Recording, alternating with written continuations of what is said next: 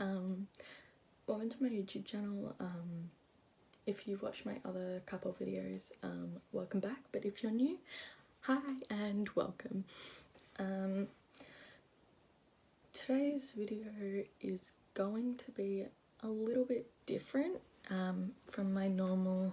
I've only done like 3 videos.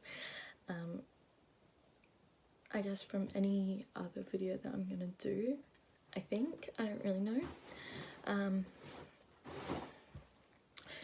But this is basically my bullying and mental health story, I guess so.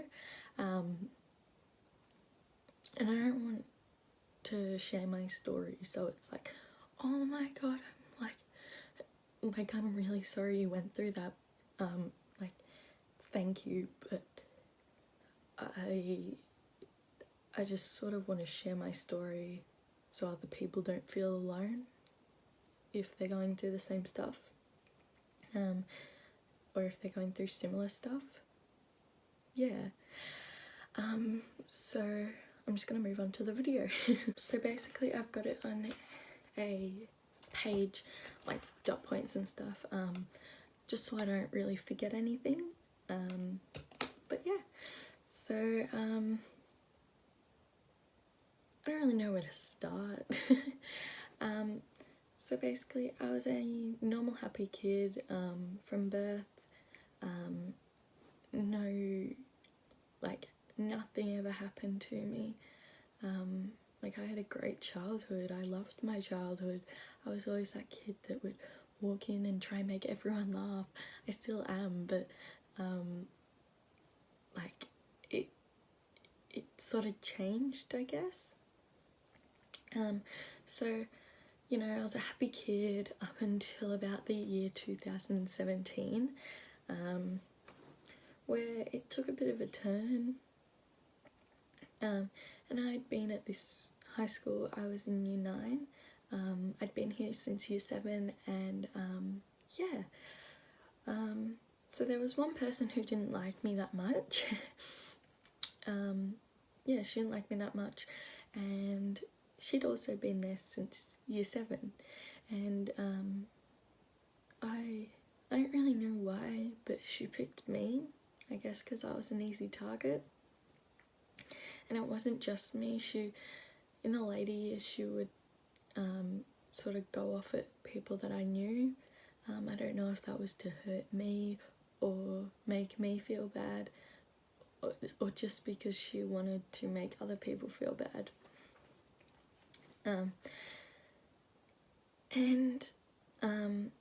Yeah, so I didn't feel like I did anything to hurt this person. I didn't even really like know her. I just knew her name and that she was in a couple of my classes in year 9. So that was like the first year that we had classes together. Of course the school would like gather and have assemblies and like presentations with all the year 7s, the year 8s and stuff like that, but never classes or anything. 2017 was the year that everything changed, my whole life changed. Basically, she would just say things to me and just give me looks that you shouldn't give to other people, sort of like glaring and like staring, but like she wasn't doing it in a nice way. And I didn't really take much notice to it. I took notice to it, but I didn't take much notice to it because I was like, what is she doing? Like, okay, that's weird, but okay. But yeah, she would just give me these remarks and she would just call me like names, I guess. And you know, it hurt. Because this person who you basically like don't speak with at all is just being a bit mean. And then one class, she basically changed my whole life. I don't know, it's weird.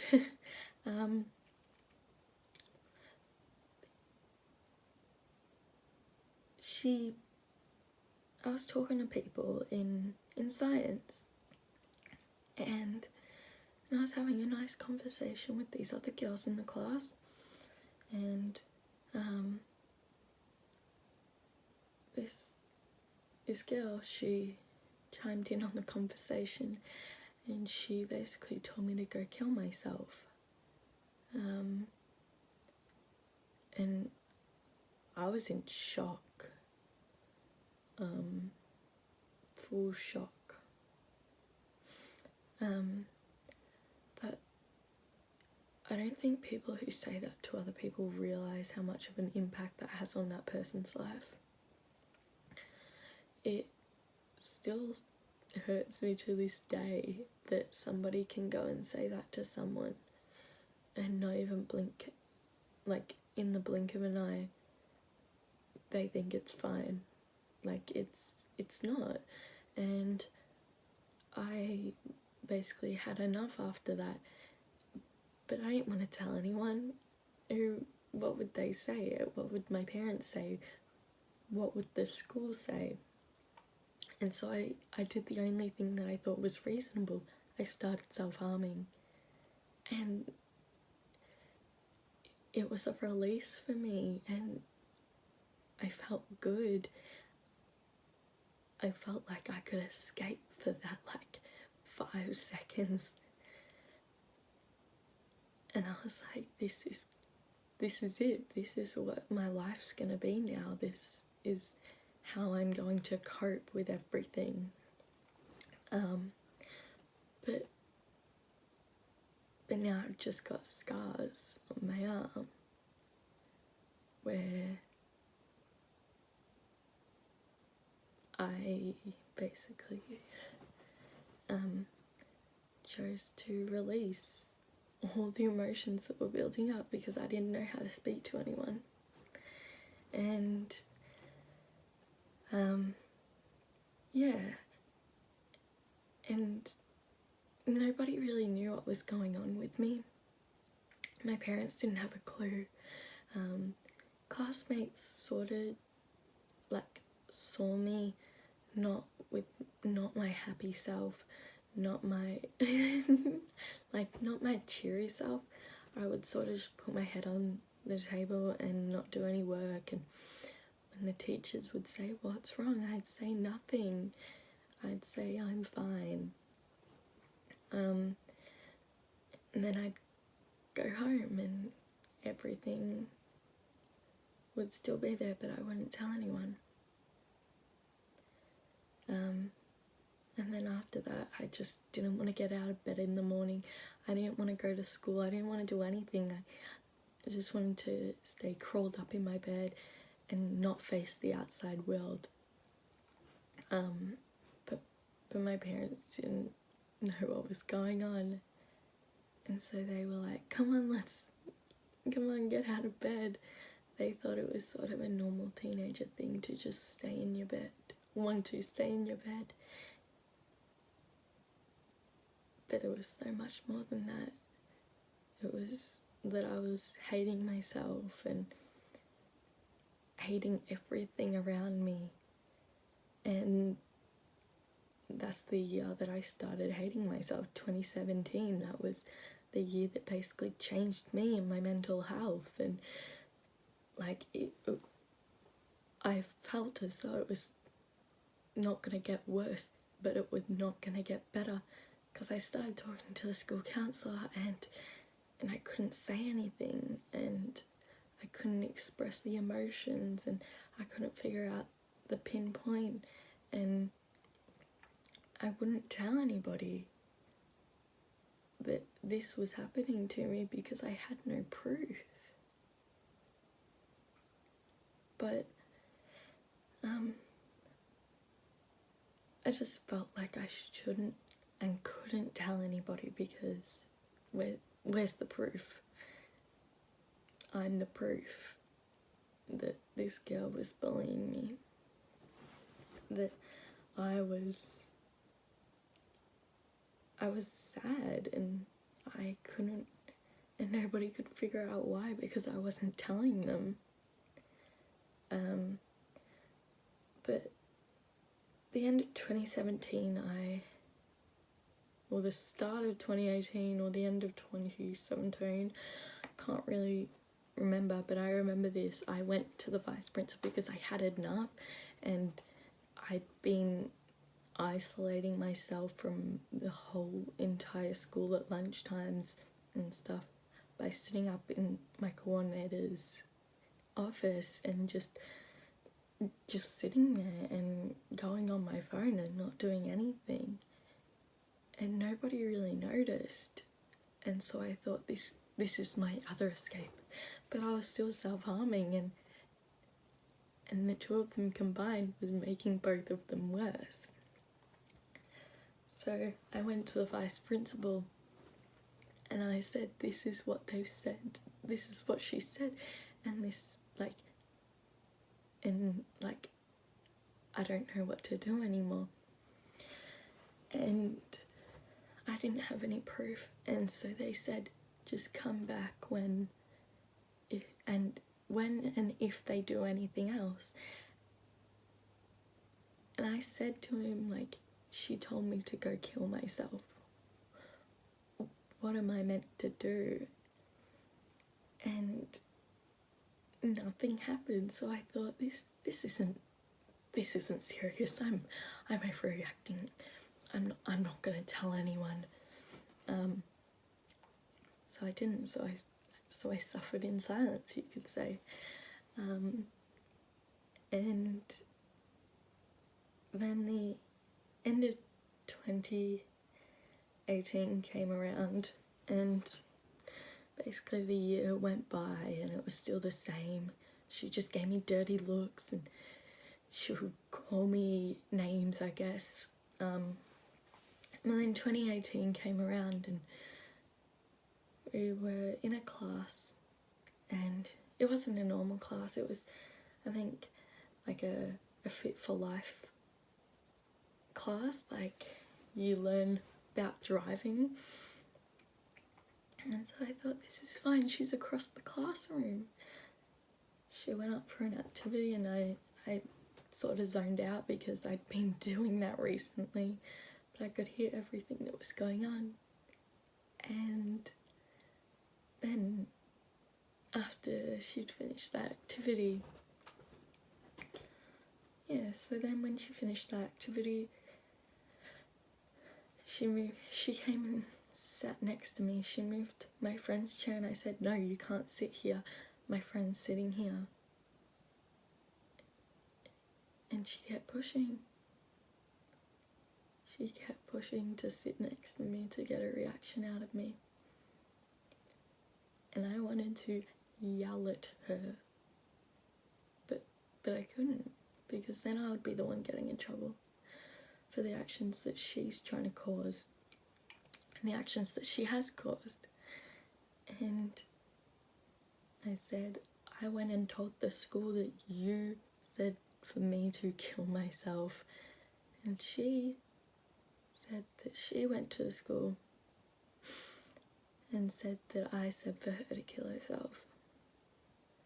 And she'll deny that till the day she dies, probably, because she knows that she said something really bad and she can't take it back.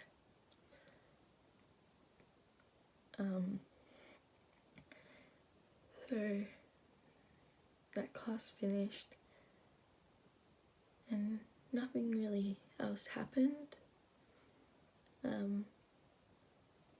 But my parents had found out that I was self-harming, and so I did my best to stop. I relapsed a few times and then I stopped. I actually stopped.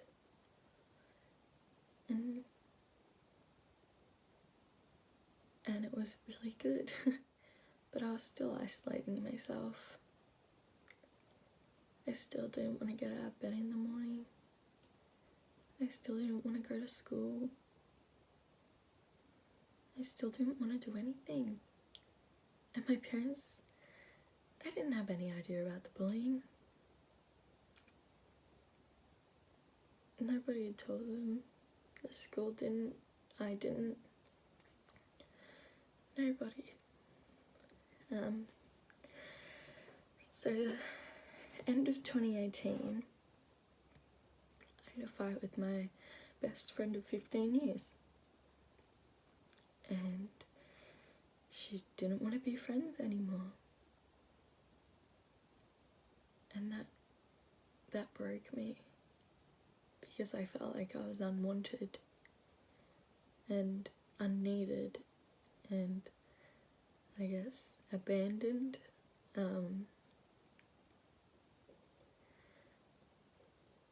But it got worse from there, way worse. The girl who had been bullying me teamed up with my ex-best friend and they started bullying me together. And then I didn't want to be here. I wanted to die. And so I told my parents, I want to die, I don't want to be here. And they took me to the emergency room and I went off to a psychiatric unit in a hospital for about a week.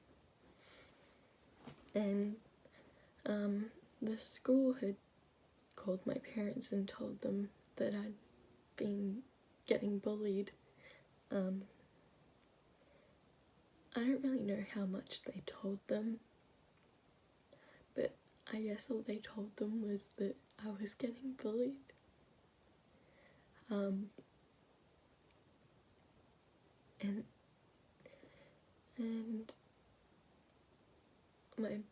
my parents and I basically went up to the school and we said, can you please do something? And they said, we can't because she doesn't have any proof.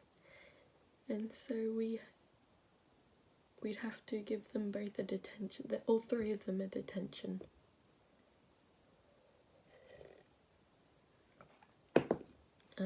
Because basically the girl who had been bullying me, she came around the side of me and she kept nagging me, basically saying my name, why are you ignoring me? And I tried my absolute best to not give in, and it worked. But then she wanted a reaction out of me and she touched my shoulder on the back of it. She poked it, and so I turned around and grabbed her hand and I pushed her away. And I yelled at her, I said, is this what you want? Do you think it's funny to get a reaction out of me? And then I had to go into class and act like everything was fine, but I couldn't get any work done. I couldn't do anything. It was horrible. It was honestly the worst feeling ever. And so the school did nothing. They said, if we give the girls a detention, you have to have a detention because they've said that you've done stuff. But why should I get a detention? I haven't said anything, I didn't do anything. Like, what was I meant to do in that moment? So I said, don't worry. And so I did my deb in March, and then I left the school the next day that school was on, and it was the best feeling ever. I had to say goodbye to some of my best, to some people, but I honestly felt so much better rather than staying there and like being tortured every day by these two girls. And everyone was like, no, you'll be fine. They didn't go through it. They didn't go through, I guess, agony each day of wanting to die,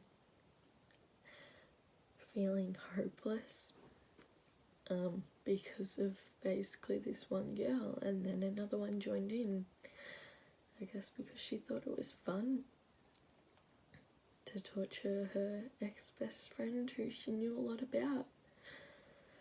And then I guess, after I got into my new school, my mental health went downhill. It declined to the bottom, to the rock bottom. It could honestly not get worse from this point on. That's what I thought. Like, I'm done. I can't do this anymore. Nobody understands. I can't. So, around June 2019, I had an attempt to end my life, and I failed, but I'm glad I failed, because I wouldn't be here if it hadn't failed. So I had to go to hospital for that. I went to the psychiatric unit, and there were a couple other times where I wanted to die, but I didn't do an attempt. I just said, I don't want to be here anymore. And like, that was basically, and I was off to the emergency room, off to the psychiatric unit, and then 2020 came around, and I thought, this is my year. I'm gonna get my life on track. I'm gonna do this. I'm gonna get better. I'm not gonna end up in hospital. I'm not gonna do anything to mess it up. I'm not gonna decline. I'm only gonna, I guess, go on a roller coaster that only goes up, not down, not up. Well, yes, up, but like not down, up, down, up, down, up, like that. I'm not gonna do that. I'm just gonna stay up. And when you set yourself boundaries for that, I guess being like, yes, I'm only going up, and then you decline, it hurts. Like, it really hurts, because you thought I was getting better. What's wrong with me? Why do I want to die? I don't want to feel like this. And so I went into hospital, but they just treated me for a crisis admission, not the actual problem. And so I left, because I was voluntary, so I could do that. And I went to a care home the next week. But because of the coronavirus, nobody could visit me. So I did my best to get better. And I guess I got some things from there. But yeah, I guess that's sort of it, for this story story time. Yeah, like I said in the beginning, I mean, you can if you want, but this isn't the reason I'm sharing my story. It's not because I want people to be like, oh my god, I'm so sorry that happened to you, thank you, but I just want people to know that they're not alone in their battles of suicidal thoughts or self-harm or bullying, because I felt like I was the most alone person in the world when I was going through those things. But you're not, and I want people to know that no matter what age they are, because this doesn't just affect teenagers, this affects adults as well, and they need to know that it's okay as well to be going through these things. You're not alone, and